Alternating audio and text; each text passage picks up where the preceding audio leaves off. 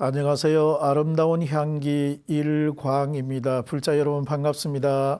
반갑습니다. 자, 제가 한글기 읽으면 따라서 해주시기 바랍니다.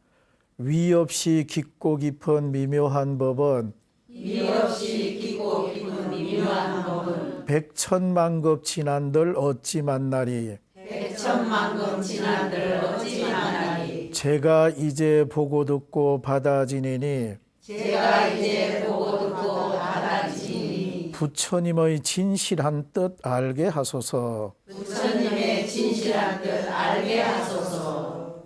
자, 합장 내리시기 바랍니다. 자, 지난 시간에 저희들이 4대 보살에 대해서 공부하다가 끝 마무리를 깔끔하게 제가 짓지를 못했습니다. 그래서 그 부분에 대해서 다시 한 번 더 정리를 하고 오늘 예불문 그 5번째 부처님의 10대 제자와 16제자, 500제자, 독성님, 1200제자님들에 대한 공부, 이야기를 해보고자 합니다. 지난 시간에 4대 보살인데 4대 보살은 문수보살, 보현보살, 관세음보살, 지장보살 이렇게 해서 네 분의 위대한 보살이라 해서 마하살이라고 합니다. 마하살은 위대한, 훌륭한 이런 의미를 가지고 있습니다. 자, 그래서 문수보살은 원래 인도말 산스크리트로 만주실이라고 합니다. 만주실이. 이것을 중국말로 그대로 음력을 해서 문수보살이라고 음력을 했던 겁니다. 그래서 만주실이 하는데 만주라고 하는 것은 묘하다, 훌륭하다. 실이라고 하는 것은 길상, 복덕 이 두 가지를 합성을 하면 훌륭한 복덕을 가진 보살님. 이 보살이 바로 문수보살입니다. 아시겠지요? 문수보살은 지혜를 상징한다. 보현보살은 사만타바드라, 보디사트바 이래가지고 보현보살이라고 하는데 이분은 부처님의 행원과 부처님의 행덕을 실현하는 분입니다. 부처님의 행원이라고 하는 것은 중생구제하는 것이 행원일 것이고 행덕이라고 하는 것은 중생들에게 당신의 덕을 베푸는 것이 바로 행덕입니다. 자, 그래서 보현보살님의 그분의 상징성은 행원 실천을 말합니다. 실천. 우리말로 하면 뭐라 그럴까요? 아름다운 동행. 이 정도로 요즘 말로 하면 해석이 가능하다. 이렇게 생각을 해봅니다. 그 다음에 관세음보살은 우리 형제자매, 남녀노소 모든 사람들에게 당신의 사랑, 당신의 자비를 베풀고자 하는 분이 바로 관세음보살이십니다. 그리고 이제 지장보살님이 계십니다. 지장보살님은 이분은 대원본존이라고 합니다. 대원이라고 하는 것은 그 원이 너무 크다. 어찌해서 원이 너무 크냐 하면 지옥에 있는 중생을 다 구제하겠다. 때문에 그 원이 너무 크다 해서 대원본존이라고 합니다. 지옥에 있는 그 많은 중생을 다 구제하고 맨 마지막에 나 성불하겠다. 부처님 되겠다. 이렇게 원을 세우셔서 그 원이 너무 크다 해서 대원, 본존, 지장보살이라고 합니다. 자, 우리가 사람 몸 받기가 참 어렵다 이렇게 말을 합니다. 우리는 지금 사람 몸을 받아가지고 부처님 교법을 만나서 우리가 이렇게 불자로 살아가는데 실제로 경전에 보면 사람 몸 받기가 굉장히 어렵다. 그것을 경전에서는 맹구우목이라고 합니다. 맹구우목. 이 맹이라고 하는 것은 맹인할 때 맹자입니다. 이것은 거북구자입니다. 맹구우목. 우라고 하는 것은 만날 우자고 이것은 나무 목자입니다. 그래서 눈먼 거북이가 망망대해에서 나무를 만난 것처럼 우리 사람 몸 받기가 어렵다, 이런 뜻입니다. 그래서 눈먼 거북이가 있는데 이 거북이가 망망대해에 이렇게 헤엄을 치고 있는데 쉬고 싶다 말이지요. 어디서 좀 쉬었으면 좋겠다. 그러니까 마치 그 나무가 하나 있는데 나무 중간에 구멍이 뚫어져 있어요. 그 구멍 속으로 자기 목을 싹 밀어가지고 딱하니 이렇게 목을 걸쳐놓고 쉬고 있는데, 그런 나무를 만나기가 망망대해 태평양 바다에서 그런 나무 만나기가 너무너무 어렵다. 우리 사람 몸 받기가 이렇게 어렵다. 이렇게 경전에서 말하고 있습니다. 그래서 경전에서 말하고자 하는 것은 이렇게 맹구우목일 정도로 우리가 지금 사람 몸을 받아서니 우리가 인생을 잘 살아야 한다라고 하는 메시지를 우리에게 전해주고 있습니다. 그래서 초발심 자경문에 보면은 삼일수심은 천재보, 백년 탐울은 일조진, 이런 글귀가 있습니다. 3일 닦은 마음은 천년의 보배가 될 것이고 100년 동안 탐한 물건은 하루아침에 티끌, 먼지가 되고 만다. 우리가 사람으로 태어나서 어느 정도 우리가 욕심을 가지고 살아야 하겠지만은 너무 지나친 욕심은 남도 상하게 할 뿐 아니라 궁극적으로 자기도 피해를 보고 자기도 상처를 받아요. 그래서 우리 불자님들은 적당한 욕심을 가지고 살아야 된다. 그래서 3일 수심은 천재보, 3일 닦은 마음은 천년의 보배가 되고 100년 탐울은, 100년 동안 탐한 물건은, 물질적인 것은 하루아침에 먼지, 티끌이 되고 만다. 그래서 지장보살님의 존상을 보면요, 여기 손바닥에 구설이 하나 딱 하니 있습니다. 예, 지장보살 존상이 상호가 조금 다른 부분도 있지만은 어느 지장보살은 여기 보면은 구설이 하나 있어요. 이것을 장상명주 일과한이라고 합니다. 손바닥 위에 밝은 구설 하나, 여의보주를 여기 딱 가지고 있는 겁니다. 장상명주, 손바닥 위에 밝은 구설 하나, 장상명주 일과한, 자연수색 별내단, 자연스럽게 색을 따라 여러 가지로 변한다. 무엇이 변하는가? 구설 색깔이 변한다. 귀해제기 친분부, 귀에 있을 때마다 친히 사람들에게 분부, 일러주었건만 사람들에게 일러주었다. 누가? 지장보살이. 예, 귀해제기 친분부, 암실아손 항외간. 암실아손. 어둠 속에 있는 사람들은 자꾸만 밖을 향해서 찾는구나. 그러니까 정말해서 내 마음, 내 안에 보석 상자가 있다 이거지요. 그러니까 내 맑은 영혼, 내 본질적인 부분을 말합니다. 나에게 불성이 있는데, 나에게 이 소중한 것이 있는데 이것을 잘 끄집어내 가지고 사용을 해야 되는데 사람들은 자꾸만 밖을 향해서 헐떡거리고 있다. 그래서 지장보살은 내 속에 여의보주, 밝은 구설이 있으니 이것을 찾으라. 이것을 찾아가지고 사용을 하라. 자, 나에게 만약에 밝은 구설이 있다면은 내가 우리 가정의 가족들에게 참 불자로서의 선한 모습을 보이겠지요. 네, 그리고 내 존재가, 내 영혼이 맑고 아름답다면은 많은 우리 어떤 내 주위에 또는 우리 사회에 내가 주는 여러 가지 아름다움이 있겠지요. 자, 이런 부분을 찾으라고 지장보살님이 말씀을 하고 있는 겁니다.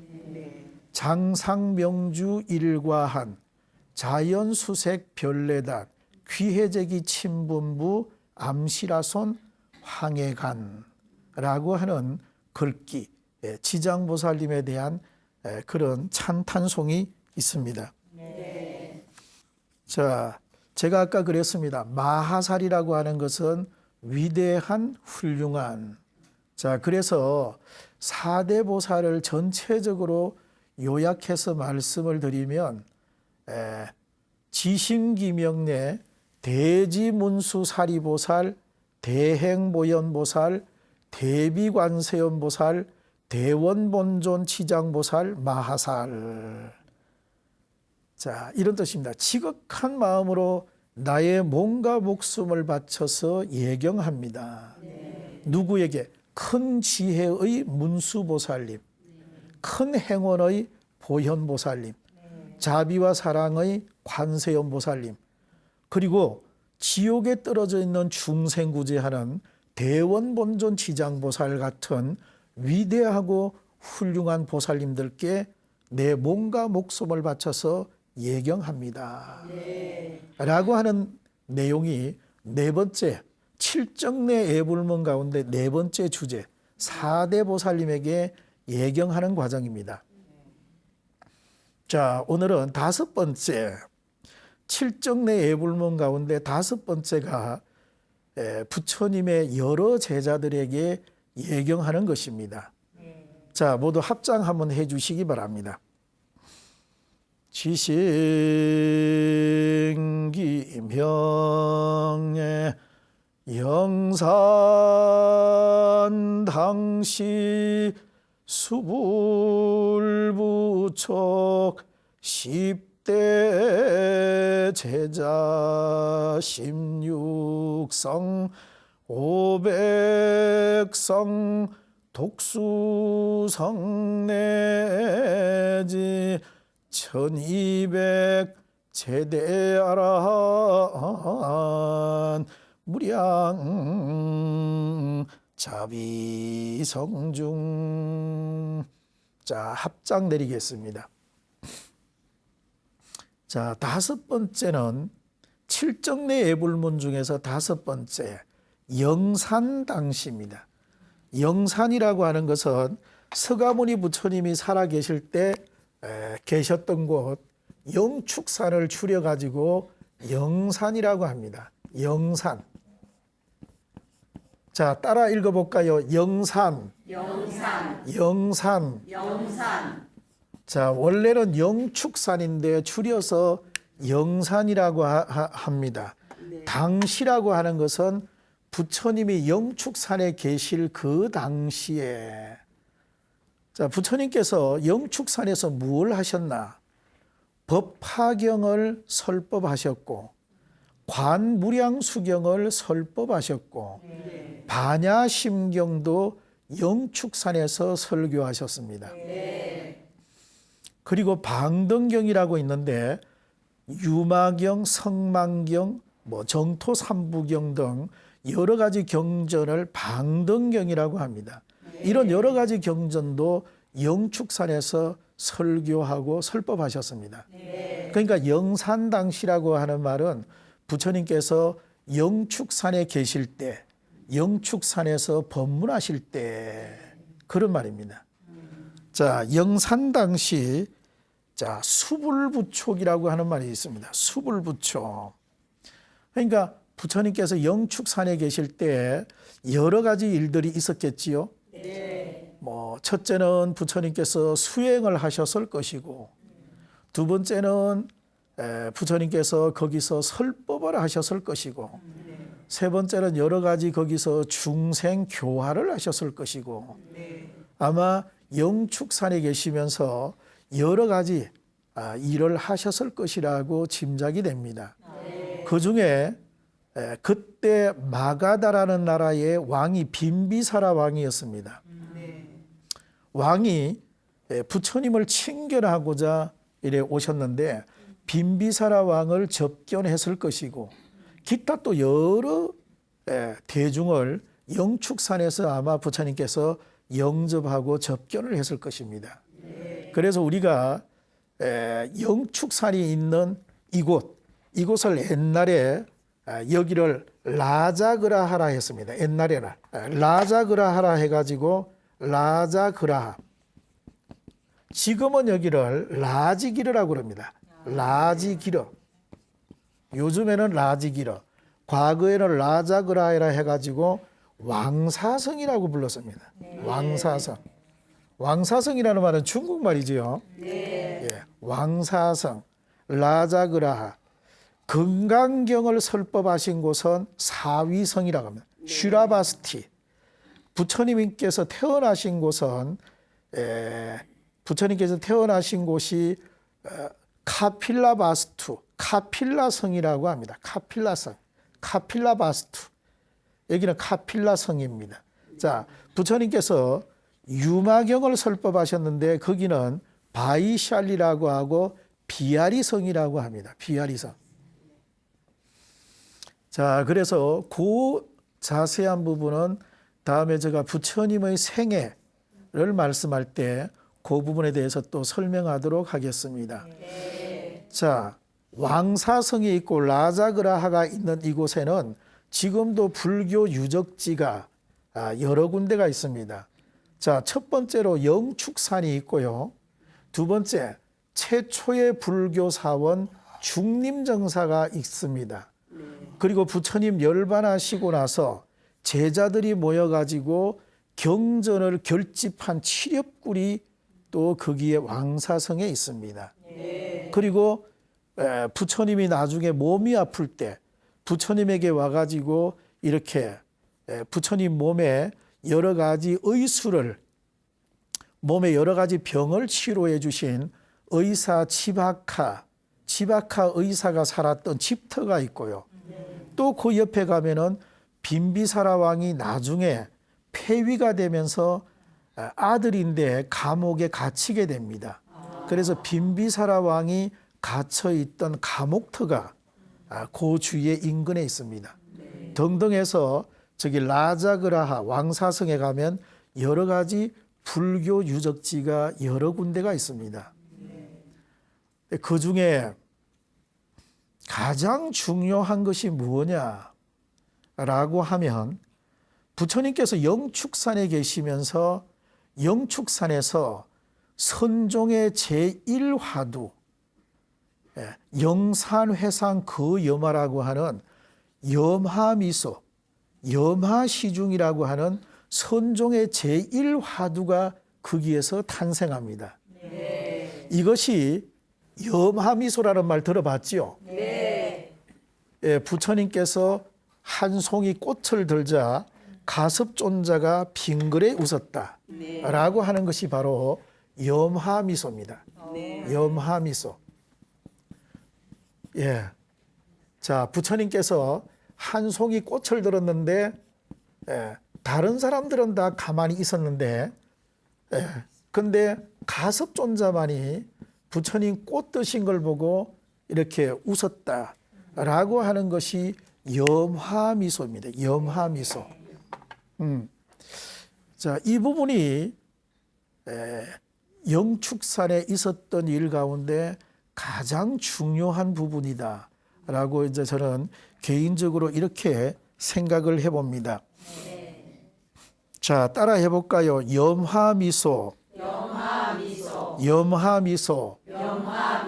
염화미소. 이 염화미소가 중요한 것이 뭐냐라고 하면 이 염화미소가 서가모니 부처님께서 우리들에게 직접 화두를 주신 부분입니다. 부처님께서 직접 우리에게 화두를 주셨다. 예. 그래서 어느 날 서가모니 부처님께서 영축산에서 1200 대중을 모아놓고 부처님께서 법화경을 설법하는데 하늘에서 꽃비가 내립니다. 예. 꽃이 내리는데 비 오듯 내린다 해서 꽃비가 내린다 이렇게 표현합니다. 이것을 천우사화라고 합니다. 천우사화. 천우사화. 하늘에서 꽃비가 내린다. 예, 천우사화라고 합니다. 자, 따라 읽어볼까요? 천우사화. 천우사화. 예, 하늘에서 동서남북 사방에 꽃비가 비 오듯이 내린다. 이런 뜻입니다. 자, 그래서 꽃비가 비 오듯이 하늘에서 쫙 이렇게 꽃이 떨어지니 부처님께서 그 중에 꽃 한 송이를 들어서 딱하니 이렇게 보이게 됩니다. 자, 그랬는데 다른 대중들은 그 뜻을 알지 못했습니다. 그런데 가섭존자가 빙글에 미소를 지었습니다. 빙글에 미소를 지었습니다. 자, 이것을 염화미소라고 해서 부처님께서는 꽃 한 송이를 들어 보였고 가섭존자는 그 꽃던 모습을 보고 미소를 지었다. 자, 이것이 선종 제1화두입니다. 부처님께서 직접 내린 화두다 그 말이지요. 왜 부처님께서 꽃을 들어가지고 대중에게 보여줬을까? 이것을 또 다른 말로 염화시중이라고 합니다. 시중, 대중에게 보였다. 염화시중입니다. 시중. 대중에게 꽃을 들어가지고 보였다. 염화시중입니다. 자, 왜 꽃을 들어서 보였을까? 왜? 부처님께서 왜 꽃 한 송이를 들어서 우리들에게 왜 보여줬을까? 자, 여기에서 의문을 갖는 거예요. 이 의문이 나중에 커지면 의단이 되는 겁니다. 의심 덩어리. 의심 덩어리. 이 의심 덩어리에 마음을 모아서 정신을 모아서 집중하는 겁니다. 왜 부처님께서 꽃을 들어서 보였을까? 왜? 시절 인연이 되면 어느 날 확연히 확철되어서 깨달는다. 깨달음이 온다. 이게 바로 선종 제1화두입니다. 자, 여기에 대해서 어떤 다른 견해가 있고 이설도 좀 있습니다만은 제가 생각할 때 우리 불교가 마음의 본질을 궁구하고 나라고 하는 존재의 진실을 찾아가는 그런 종교적 철학적 의미가 있다면은 저는 아무런 하자가 없다라는 생각을 갖습니다. 자, 이 부분은 이 정도 해가지고 넘어가도록 하겠습니다. 자, 그래서 우리 대중가요 중에서 꽃을 든 남자 그런 거 있지요. 최석준 있는데 어쩌면 세계 최초로 인류의 최초로 서가모니 부처님이 남자로서 꽃을 든 남자가 아닌가. 그지요? 네. 그래서 아마 어쩌면 기록으로 보면 서가모니 부처님이 남자로서 최초에 아마 꽃을 들어서 보였다. 근데 이제 이거는 전혀 다른 거지만은 서가모니 부처님께서 우리 대중들에게 한 송이 꽃을 들어서 쫙 보이니 가섭존자가 빙그레 웃었다. 이것을 이심전심이라고 합니다.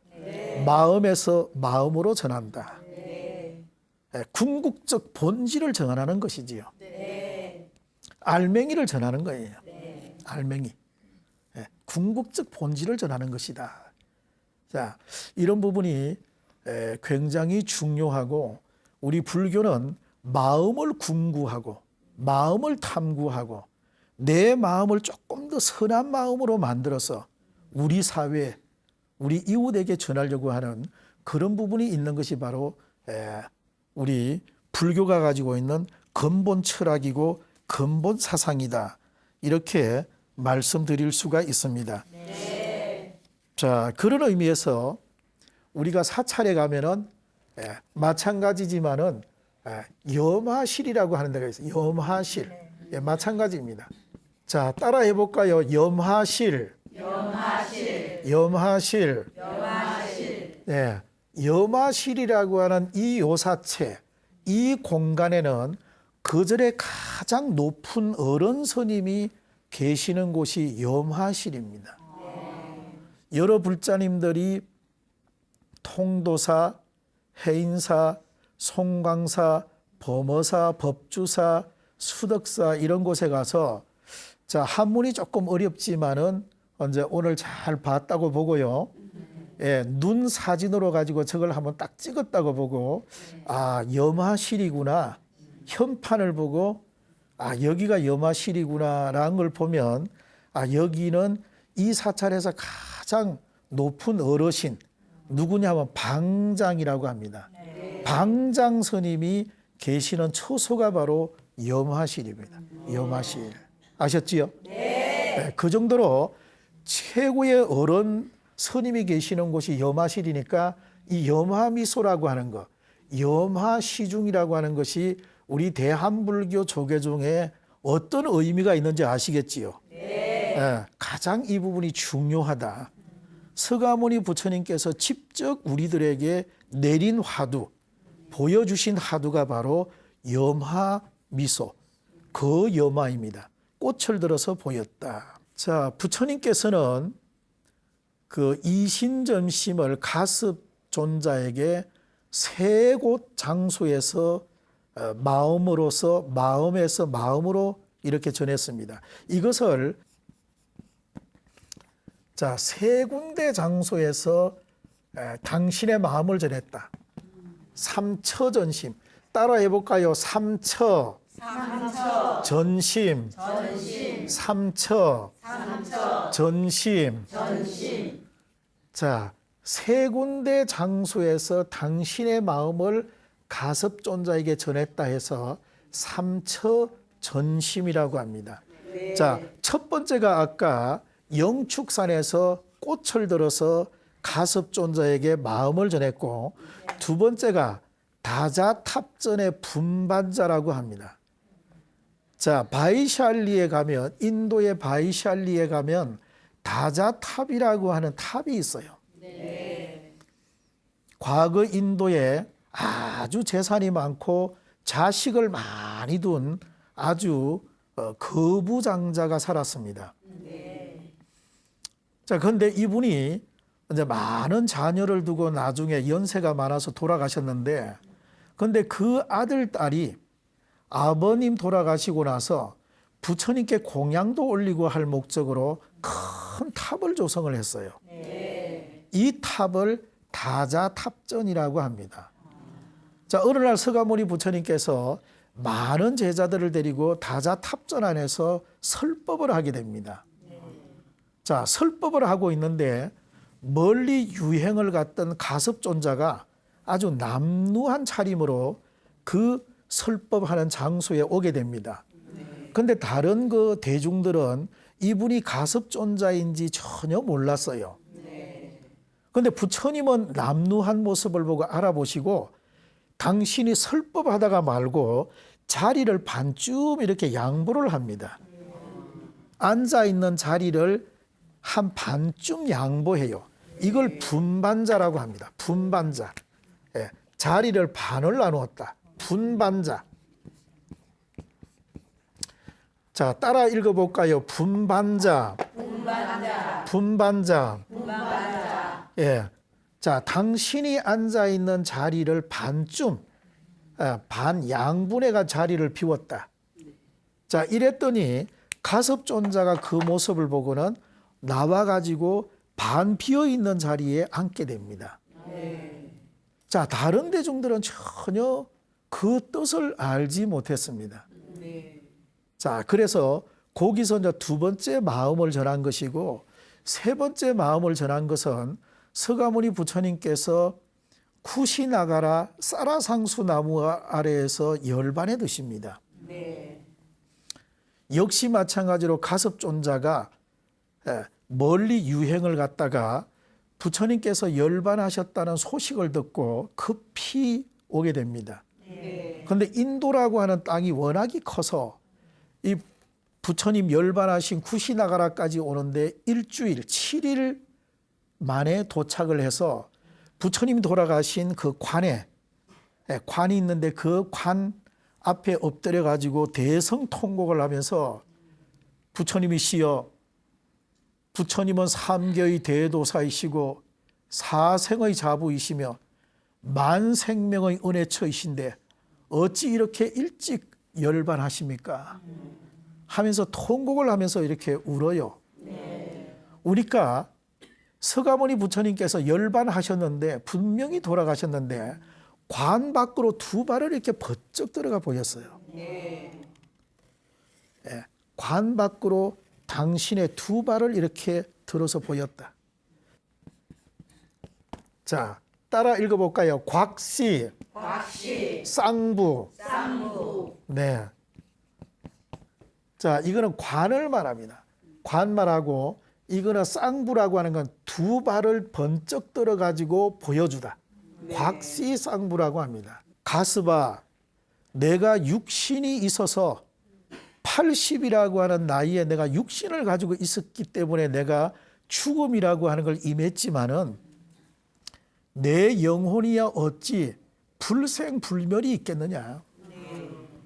내 영혼은 죽지 않았다. 내가 딱 보인 거예요. 이래가지고 세 군데 장소에서 당신의 마음을 전했다 해서 삼처 전심이라고 합니다. 사찰에서 49제를 하거나 또는 천도제를 하거나 기제사를 하면 항상 영가에게 일러주는 차거라고 하는 게 있습니다. 차거. 신령스러운 건어는 맑고도 고요하여 고금이 없고 오묘한 본체는 뚜렷이 밝게 빛나 생사가 없습니다.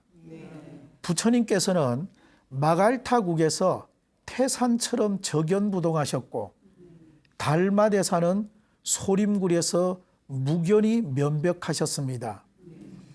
그런 까닭에 부처님께서는 이제 쿠시나가라인데 거기는 옛날부터 니련선 이렇게 되어 있습니다. 원래 하자면 쿠시나가라 이렇게 말을 해야 됩니다. 자, 쿠시나가라 사라상수 나무 아래에서 두 발을 보이셨고 달마대사는 총령 산마루에 지팡이에 신한짝 걸고 가셨습니다. 오늘 예를 들어 49제를 맞이하시는 영가님이시여, 부처님과 달마대사가 보여주시는 이 시적을 아시겠습니까? 이렇게 물어요. 자, 부처님과 달마대사가 이미 돌아가셨는데 그런데 돌아가지 않았다라고 하는 것을 지금 말하고 있습니다. 서가모니 부처님께서는 관 밖에 두 발을 내보였고 달마대사는 돌아가셨다고 했는데 총령 산마루에서 지팡이에 신한짝 걸고 인도로 가셨다. 이렇게 지금 말을 하고 있습니다.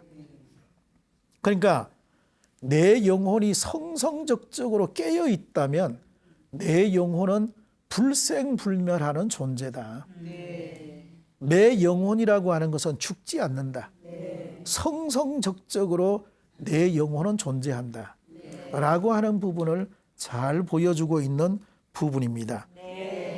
자, 그래서 불자님들께서도 영축산하면은 가장 중요한 부분이 뭐냐라고 하면 영축산에서 서가모니 부처님께서 제1화두, 선종 제1화두 염화미소, 염화시중이라고 하는 것이 영축산에서 탄생되었다라고 하는 부분을 제가 강조하고 싶습니다. 또 영축산이라고 하는 것은 원래 독수리 치자를 써서 영치산이라고도 합니다. 영치산. 그런데 지금 와가지고는 영치산이라 하지 않고 이것을 통일해서 우리가 영치산이라 하지 말고 영축산이라고 하자. 이렇게 해서 지금은 우리가 대체로 영축산이라고 부릅니다. 아시겠지요? 자, 한번 따라 읽어볼까요? 영축산. 옛날에는 이게 이제 독수리 치자를 써가지고 영치산 이렇게도 불렀는데 지금은 영치산이라 안 하고 우리가 영축산이라고 통일을 시키자. 이래가지고 지금은 영축산이라고 부릅니다. 아시겠지요? 네. 자, 영축산이라고 부른다라고 하는 부분을 불자님들이 아시면 좋겠고, 자, 인도에 가면 인도에도 마찬가지로 아까 제가 말한 영산 당시 영축산 부처님께서 수행하시고 설법하시고 중생교화하신 그 영축산이 있는데, 그 산 모양이 독수리처럼 생겼다 해서 영축산이라 하기도 하고, 또 부처님 당시에는 그 인근에 사람이 죽으면 갖다 버리는 시체를 갖다 버리는 시다림이라는 곳이 있었습니다. 시다림. 사람이 죽으면 시체를 갖다 버리니까 독수리 떼가 많이 모여들었어요. 자, 그러다 보니까 이 독수리들이 거기 시다림에 있다가 또 자기들이 쉴 공간으로 영축산으로 날아옵니다. 그래서 독수리가 많아요, 거기가. 과거에는 그랬습니다. 그래서 거기를 영축산이라 하기도 하고, 산 모양이 독수리처럼 생겨서 영축산이라 하기도 하고, 자, 이렇게 불리웠다라고 하는 것을 불자님들이 아시면 되겠습니다. 자, 영산 당시 그 다음에 이제 수불부척이 나옵니다. 자, 수불부척이라고 하는 것은 부처님으로부터 직접 부탁을 받은, 부처님으로부터 직접 부탁을 받은 이런 뜻이 바로 수불부척입니다. 그 누구냐 하면 제1번이 바로 10대 제자가 있습니다. 그지요? 자, 따라 읽어봅니다. 10대 제자. 10대 제자. 10대 제자. 10대 제자. 자, 제일 먼저 누구냐면 지혜 제일 사리불이지요. 그지요? 자, 따라 읽어봅니다. 지혜 제일. 지혜 제일. 사리불. 사리불. 사리불. 사리불. 그 다음에 두 번째가 신통제일. 신통제일. 신통제일. 신통제일. 목건열입니다. 목건열. 자, 지혜제일, 사리불, 신통제일, 목건열. 자, 그 다음에 두타제일이 있습니다. 따라해봅니다. 두타제일. 두타제일. 두타제일. 두타제일. 예, 여기는 마하가습입니다. 마하가습. 자, 그 다음에 네 번째가 해공제일. 따라해봅니다. 해공제일. 해공제일. 해공제일. 자, 그 다음에 다섯 번째가 누구냐 하면 설법제일입니다. 설법제일. 설법제일. 자, 그 다음에 논의제일입니다. 해봅니다. 논의제일. 논의제일. 논의제일. 논의제일. 자, 그 다음에 천안제일입니다. 천안제일. 따라 읽어봅니다. 천안제일. 천안제일. 천안제일. 천안제일. 자, 그 다음에 청정하게 계율을 지켰다 해서 지계제일입니다. 지계제일. 지계제일. 지계제일. 그 다음에 밀행제일입니다. 따라 해봅니다. 밀행제일. 밀행제일. 밀행제일. 밀행제일. 그 다음에 부처님 설교를 최고 많이 들은 안한 다문제일입니다. 다문제일. 다문제일. 다문제일. 다문제일. 이렇게 해서 부처님의 설법을 들은 10대 제자가 있습니다. 10대 제자. 자, 이 10대 제자는 부처님 가장 가까운 곳에서 부처님의 설법, 부처님의 설교 이런 것들을 가장 많이 들은 최고의 훌륭한 제자 10분이었습니다. 자, 나머지 부분 다음 시간에 또 제가 말씀드리도록 하겠습니다.